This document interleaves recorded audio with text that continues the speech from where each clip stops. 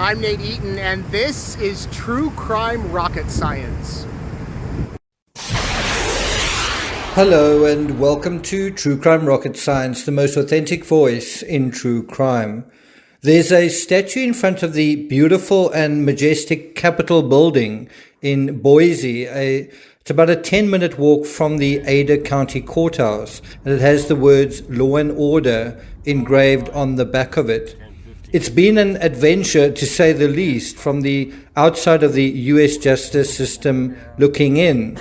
As a true crime creator, coming here, sitting inside an American courtroom and getting not just a feel for what's going on, but you actually come face to face, not only with a high-profile criminal directly, or someone facing charges directly, but you actually make eye contact with them, not once, several times, and you're not the only one. In one instance, when Laurie appeared for the first time to some folks that had flown in from Portland, Washington, that's actually where I'm headed tomorrow, Washington, they gasped audibly. They were sitting right beside me and said something like, "She's real," right? And that is kind of a strange moment. Of course she's real. But there's something about seeing her and seeing it in action that somehow makes it even more real. And so, besides the alleged perpetrator, who's both fascinating to watch and in a way terrifying to behold, it's almost like you're dealing with some kind of alien psychology, an alien way of looking at the world. You're also greeting victims on a daily basis, lawyers. I actually spoke to the defense investigator a little bit today. You travel up and down the elevator with some of the legal participants, right? You are literally rubbing shoulders with the media as you come into the building and exit the building. And you're also meeting the other people that are involved in the social media side, and you see how hard they are working. And then also ordinary locals, members of the public. So through this whole smorgasbord of humanity, you kind of get a sense of a community, a community that sort of belongs to this case out of just a sense of interest, but that does create a community of its own accord, right? Anyway, before we get to the rest of this episode, if you still haven't subscribed to this channel and you're interested in the conversations we're having and the journey I'm having through your beautiful country, please do subscribe. If you want even more in-depth coverage of what's going on behind the scenes, especially away from the courtroom, you can subscribe to the Team Peachtree channel. If you're enjoying this episode, you can like, share, leave a comment, or hit the thanks button. Okay, so all in all, as days turn to weeks and 1 week rolls into another, as I say, a kind of a temporary community develops in the real world. And this is within a brick and mortar place. You have real people standing in front of you. You shake hands, you give one another hugs, you have real conversations. You've got that full experience, facial expressions, tone of voice, and smiles, and just people sharing their experiences, including the victims. You actually had, I think it was Rex Connor, thanking the media for what we do, that we basically care about what is going on and share what is going on with the people who can't be where we are. And so I must say, I found this community and the one in the neighborhood surrounding the court quite touching. I mean, I'm referring to the Uber drivers every day going to court, talking to an Uber driver, some of them very interested in the case, some not even having heard of it. I'm talking about the dude giving you a haircut, the people serving you in supermarkets or over fast food counters, right? I found all of those experiences quite touching. I found the Americans I've come across polite, kind, thoughtful, and all of these people are part of the fabric of society. And I noticed quite a large fraction of Uber drivers were people from other countries, people who've come to America because there is no law and order in their countries. And because there is no law and order, there's no law and order there, there are no jobs there. The standard of living is poor. And so do you see a major pillar for democracy, for civilization, for a basic standard of living is the rule of law and citizens who come to become a law-abiding society. Think about Rome. Rome wouldn't have become this superpower, this civilization, without the law. And the law of this entire planet was basically derived in one way or another from Roman law. I'm talking about the law in the UK, in the USA, throughout Europe, in South Africa, in Australia. It all kind of started in Greece and Rome. And that is how you build civilizations, with rules, with codes of conduct, with basically respecting one another's rights, right? And you see and feel that in Boise, or at least I did. There's a statue of Lincoln in front of the Capitol building, but a little bit further on is an engraving on the back of another statue. It looks like a Caesar-like figure. And so, anyway, ironically, on my final day in Boise, covering the Lori Vallow case, I heard news that the taxi driver who mowed down my best friend Alex, it's been pretty traumatizing, kind of privately for me and certainly for his family, especially for his family. That person has just been sentenced to 8 years, and that was in a plea bargain. And he may get out after serving just 3 years. But as Alex's wife confided to me, she said, you know what, everyone is lost in the situation. And she went on to say, while earthly justice is such a vital part of a functioning society, there is no joy in justice because nobody wins.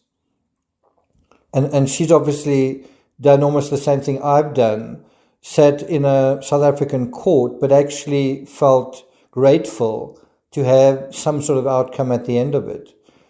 But the reality is, of course, that everybody wins. But that's only something that can be felt or experienced very indirectly through a sort of rear view window, a rear view mirror. Justice is hard. Justice is difficult. Justice is expensive. Personal accountability, as we all know, is quite difficult as well.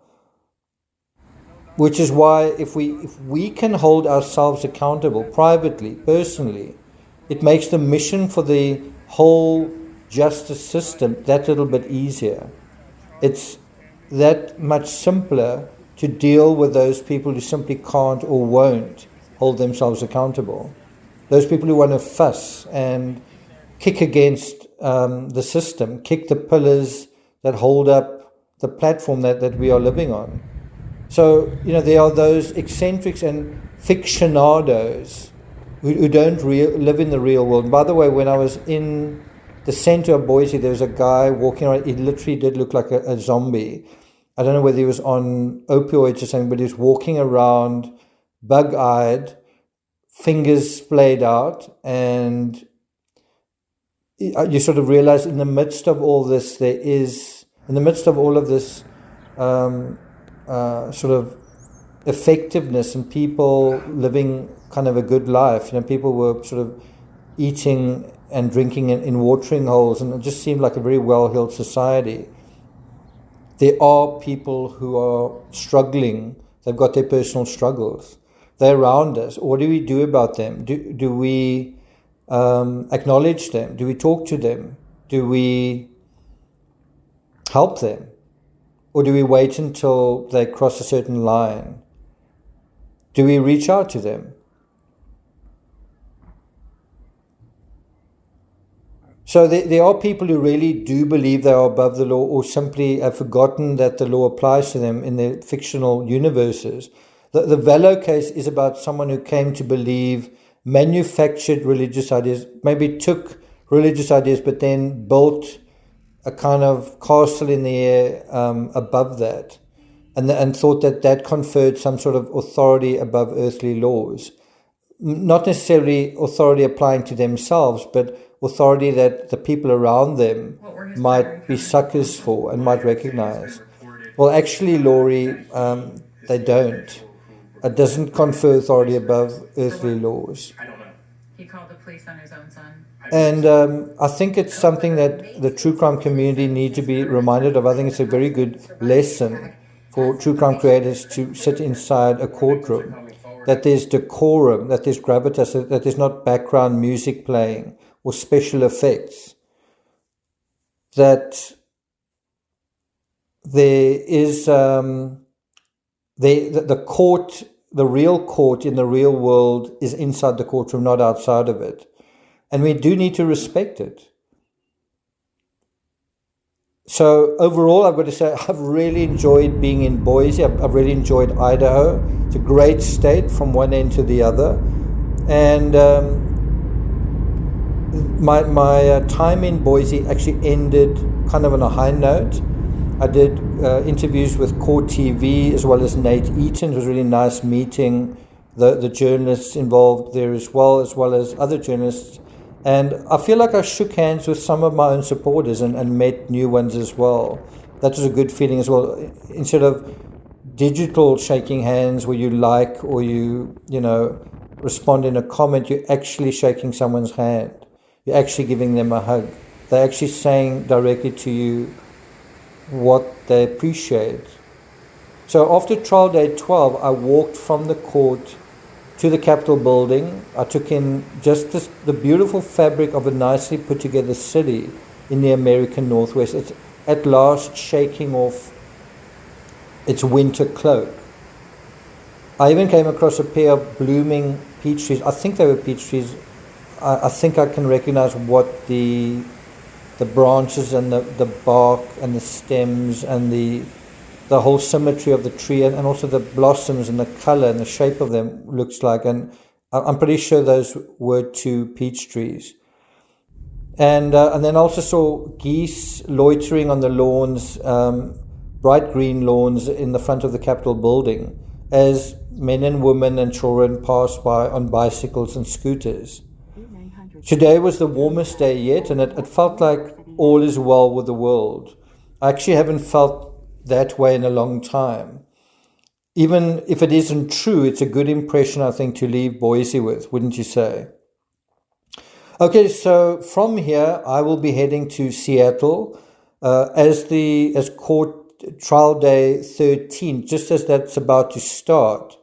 My plane will be in the air and heading northwest, once again crossing the 45-degree parallel, and I will actually be still in America, but at the furthest point away that it's possible to be away from my country while still on the continental USA. Obviously, that excludes Alaska and obviously Hawaii as well. But I'm just talking about the continental major part of the USA. Seattle's in the northwest corner. And so from then on, I'm going to be basically slowly heading south and then I guess to some extent east. And I don't know how long that journey is going to take, but it's going to be a gradual journey south and east and eventually the long haul back to South Africa.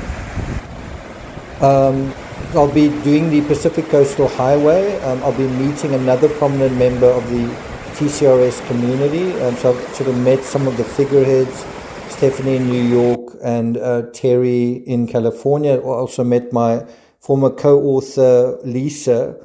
I actually met her in Montana, but stayed with her briefly in California as well. It's been good meeting some of my best friends that I made through the true crime genre. I'm looking forward to meeting more as well. But and what's going to probably be quite interesting is we will probably argue over who gets to drive, backdropped by giant trees. But just thinking, it's interesting the perspective. Think about that one solitary tree where JJ was buried. That one solitary, and I've been there. I've been to Rexburg. I've been there where it's bare and there's no leaves on the tree, and the tree is almost like a stick man. There's very little to it. But that's the tree where JJ was buried. That's the tree where those roots under the ground had to be severed and chopped to try and make space for this body that was wrapped in black plastic that we saw in the little bit of footage that they showed us, the few photos that they showed us this morning. So you had JJ buried there.